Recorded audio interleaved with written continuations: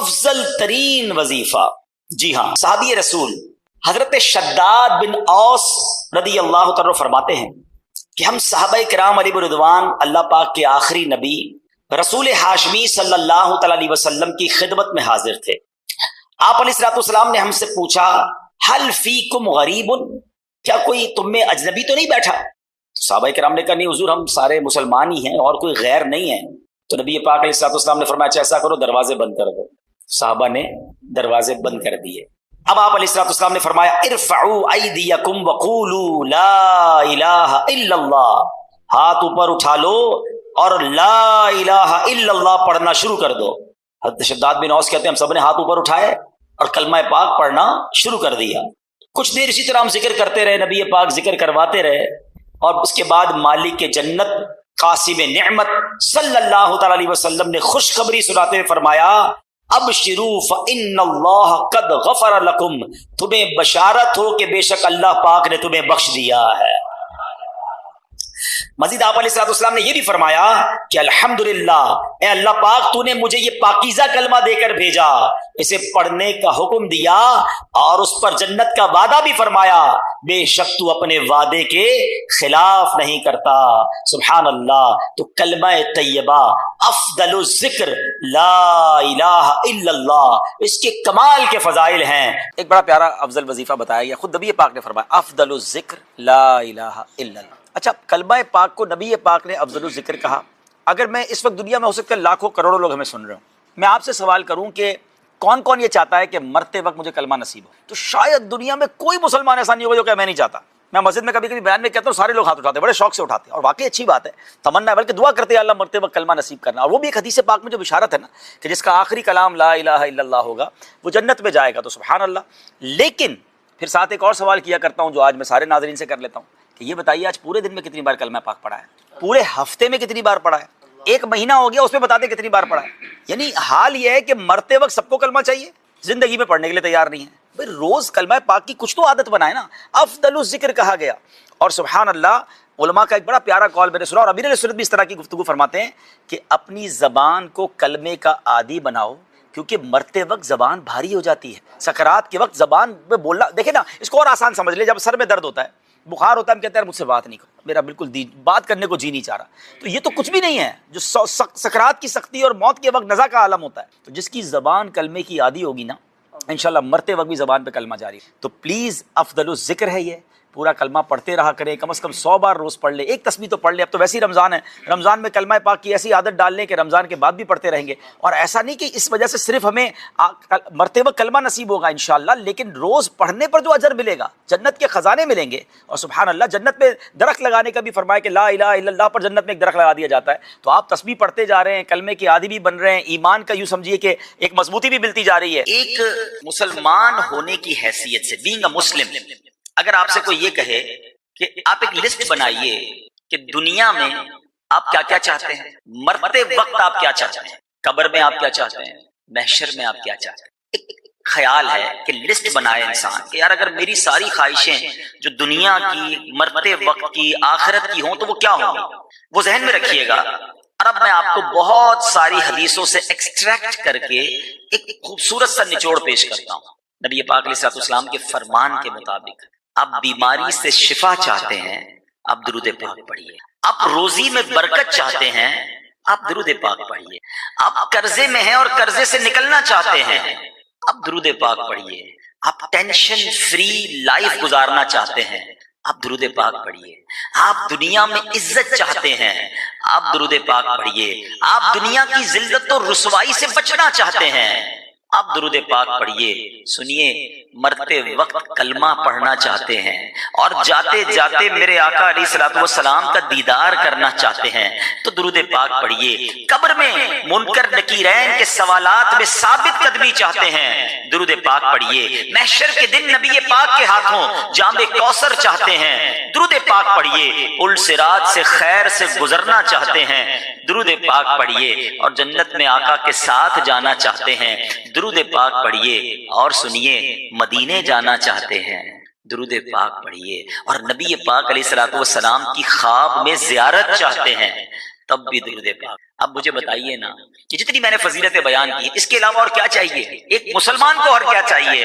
عزت والی زندگی ہو، روزگار میں برکت ہو، پریشانیاں اور ٹینشنیں نہ آئیں، مصیبتوں سے نجات مل جائے، کلمے والی موت ملے، آقا قیامت کے دن ساتھ جنت میں لے جائے. Whatever I need in this دنیا اینڈ ہیئر آفٹر، یہاں اور وہاں کے لیے جو بھی میری نیڈز ہیں وہ ساری تو درود پاک پوری کر رہا ہے. میں نے جتنی فضائل بتائے نا سب ہی فضیلت کے پیچھے کم و بیش حدیث پاک موجود ہے. یعنی نبی پاک نے سارے انعام خود بتائے ہیں فضائل درود میں. تو اتنا کمال کا وظیفہ ہے، مگر بدقسمتی یہ ہے کہ ہم میں سے بہت بڑی تعداد درود پاک نہیں پڑھتی ہے، بہت کم پڑھتے ہیں. فضول باتیں، گپ شپ، جناب موبائل کے ساتھ گھنٹوں گزر جائیں گے مگر درود پاک کے لیے وقت نہیں نکالتے. خدا را اگر آپ خوشگوار، پرسکون، مقبول زندگی گزارنا چاہتے ہیں تو اپنی زندگی میں درود پاک کو ایسا شامل کر لیں جیسے بریک فاسٹ، لنچ اور ڈنر نہیں چھوٹتا، ایسے درود نہیں چھوٹنا چاہیے. پھر آپ دیکھیں آپ اس کو کیسا فائدہ مند پائیں گے.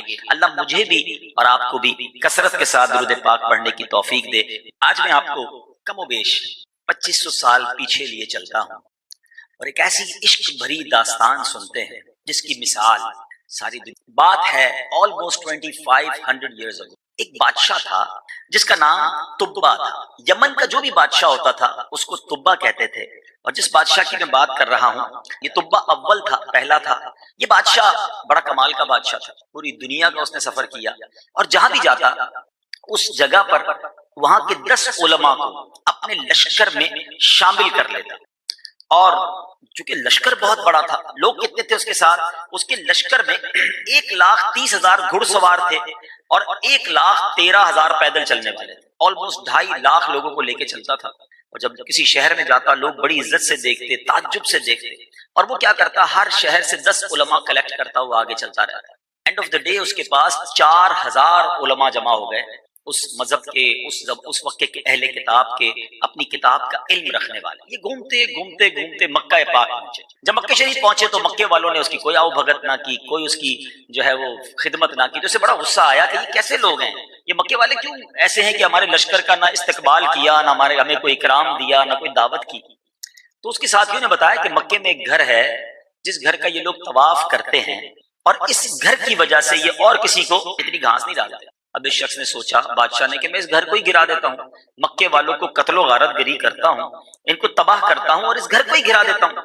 جیسے ہی اس نے یہ سوچا ہمیری بادشاہ بیمار ہو گیا. اتنا شدید بیمار ہو گیا کہ اس کا علاج ہی نہ ہو.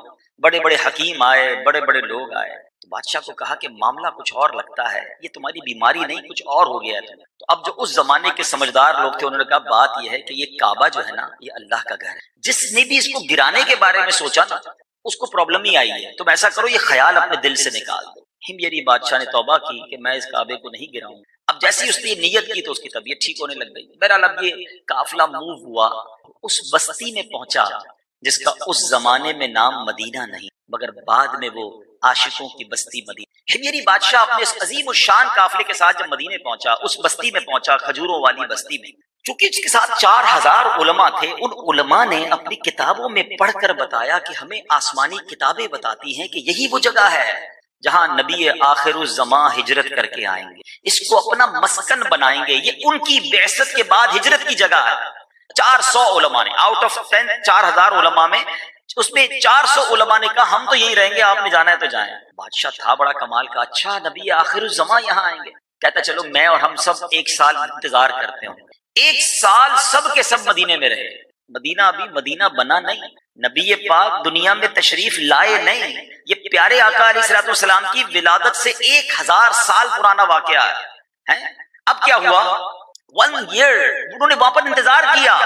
جب دیکھا کہ نبی آخر الزماں تشریف نہیں لائے تو بادشاہ نے کیا کیا؟ 400 علماء کے گھر بنائے، ان 400 علماء کو سامان دیا، ان کی شادی کروائی اور ایک اور خوبصورت گھر بھی بنایا اور ایک لیٹر لکھا. اللہ اکبر. ذرا دیکھیں یہ اس کے لیے خط لکھا جا رہا ہے جو ابھی بظاہر دنیا میں نہیں آئے ہیں. نبی پاک کے لیے اس بادشاہ نے خط کیا لکھا جس کا مضمون یہ ہے، طبہ اول کی طرف سے نبی آخر الزمان کی خدمت میں یہ خط ہے، حضور اگر میں آپ کا زمانہ پاؤں گا، آپ کا خادم بنوں گا، آپ پر میں ابھی سے ایمان لاتا ہوں، کاش میں آپ کا زمانہ پاؤں، آپ کا خدمتگار بنوں، حضور اگر میں آپ کا زمانہ نہ پاؤں تو بروز قیامت مجھے بھول نہ جائیے گا۔ اللہ اکبر۔ یہ خط اس نے ان 400 علماء میں سے جو سب سے بڑے عالم دین تھے ان کو دیا، کہا دیکھو جب آپ کا آخری وقت آئے آپ اپنی اولاد کو دے دینا، اس کو بھی وصیت کرنا، اگر وہ بھی نبی پاک کا زمانہ نہ پائیں تو اگلے اپنی اولاد کو دے دینا۔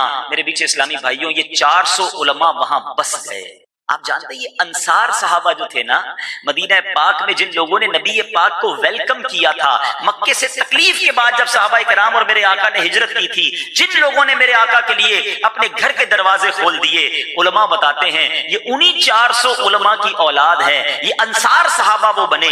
سبحان اللہ۔ یہ خط ایک کے بعد ایک کے پاس ڈائیورٹ ہوتا گیا۔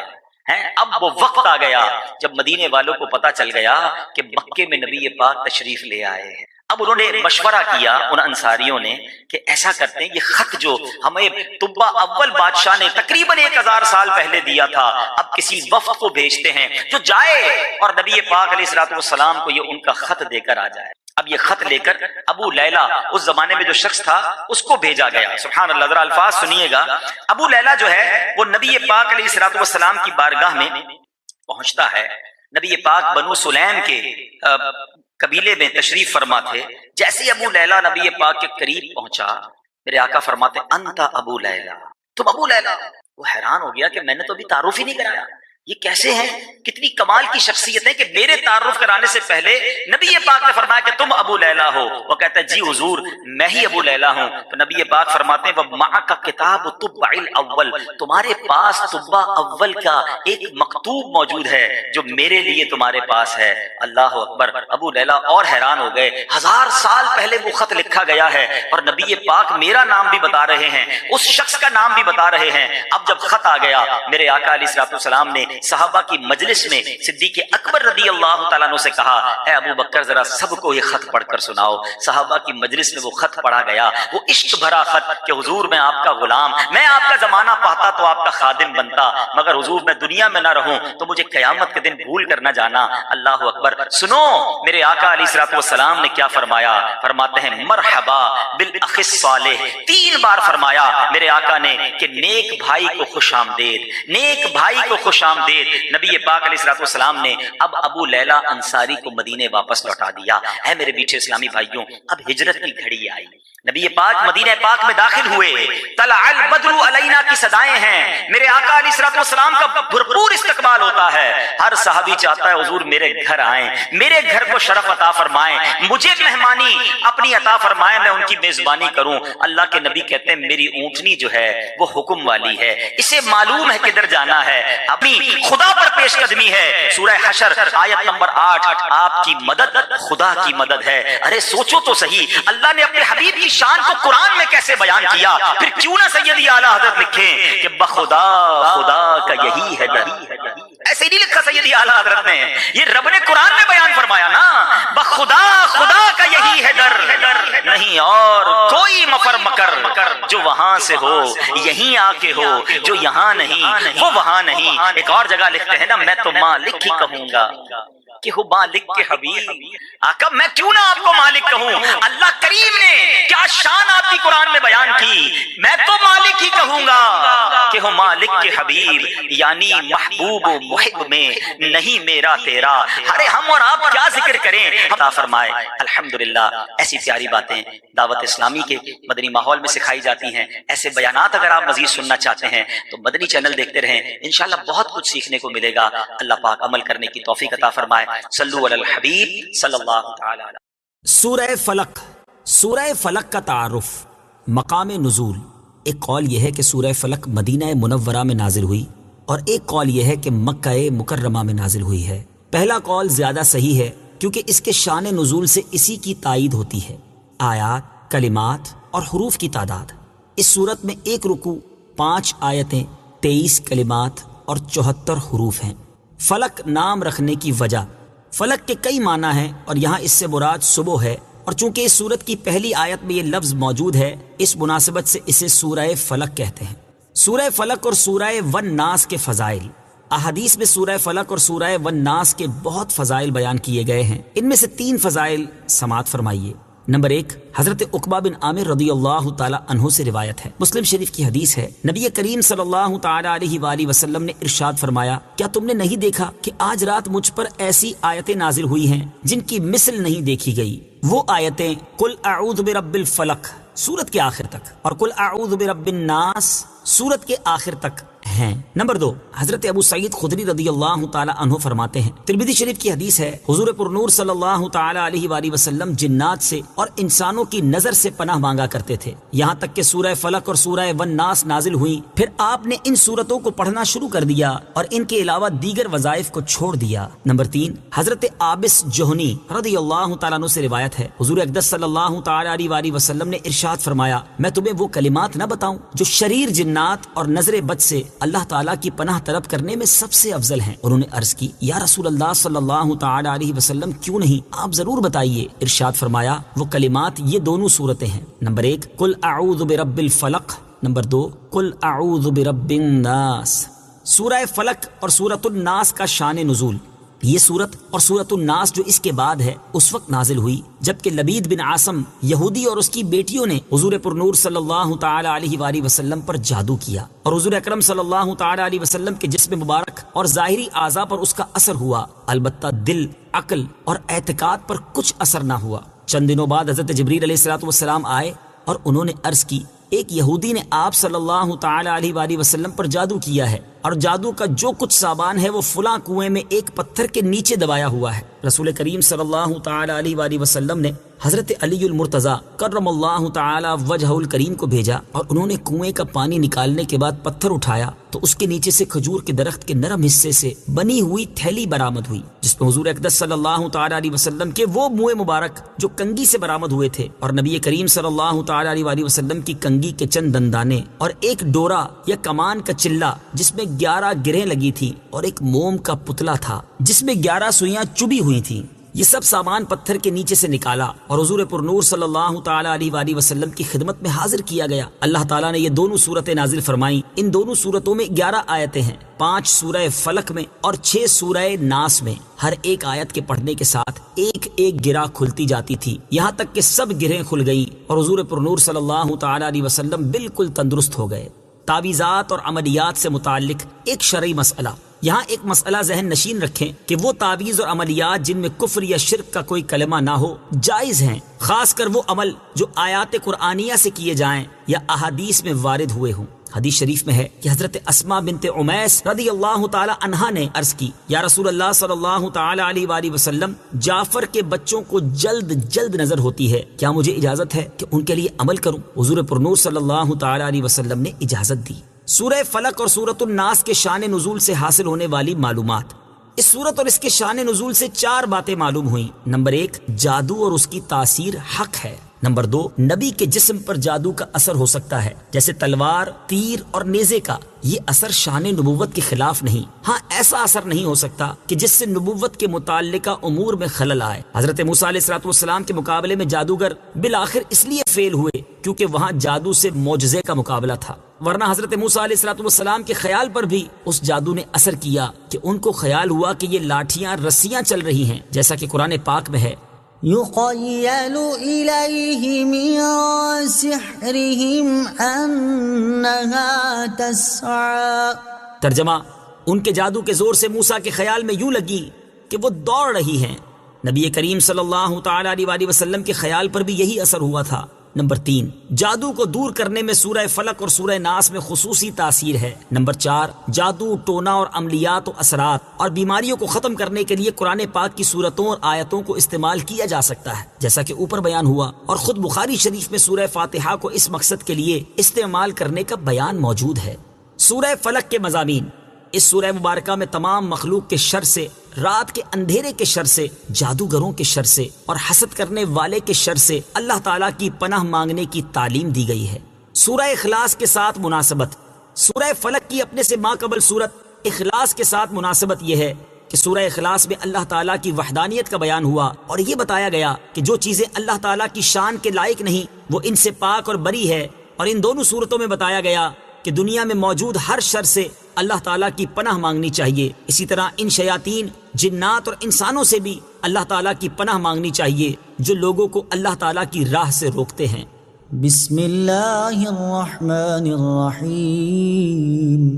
ترجمہ: اللہ کے نام سے شروع جو نہایت مہربان رحمت والا ہے۔ قل اعوذ برب الفلق من شر ما خلق ومن شر غاسق اذا وقب ومن شر النفاثات في العقد ومن شر حاسد اذا حسد۔ ترجمہ: تم فرماؤ میں صبح کے رب کی پناہ لیتا ہوں اس کی تمام مخلوق کے شر سے اور سخت اندھیری رات کے شر سے جب وہ چھا جائے، اور ان عورتوں کے شر سے جو گروہ میں پھونکے مارتی ہیں، اور حسد والے کے شر سے جب وہ حسد کرے۔ قل اعوذ برب الفلق۔ تم فرماؤ میں صبح کے رب کی پناہ لیتا ہوں۔ تفسیر صراط الجنان میں ہے، پناہ مانگنے میں اللہ تعالیٰ کا اس وصف صبح کے رب کے ساتھ ذکر اس لیے ہے کہ اللہ تعالیٰ صبح پیدا کر کے رات کی تاریکی دور فرماتا ہے، تو وہ اس پر بھی قادر ہے کہ پناہ چاہنے والے سے وہ حالات دور فرما دے جن سے اسے خوف ہو۔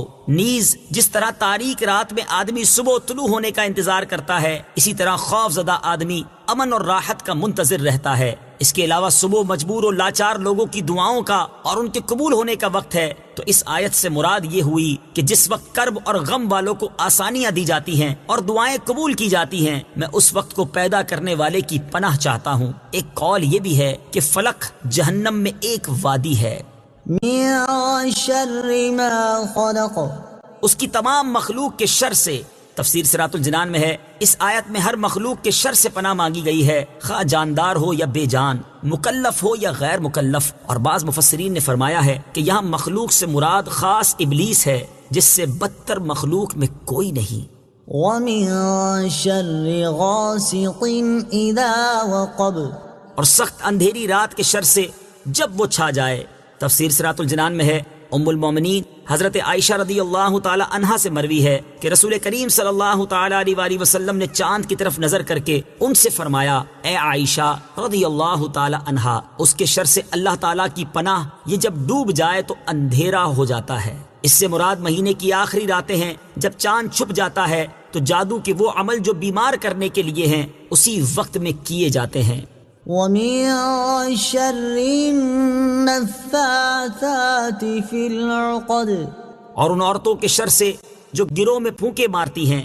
تفسیر صراط الجنان میں ہے، یعنی جادوگر عورتوں کے شر سے پناہ مانگتا ہوں جو ڈوروں میں گرا لگا لگا کر ان میں جادو کے منتر پڑھ پڑھ کر پھونکتی ہیں، جیسا کہ لبید کی لڑکیوں نے نبی کریم صلی اللہ تعالی علیہ وسلم پر جادو کرنے کے لیے کیا تھا۔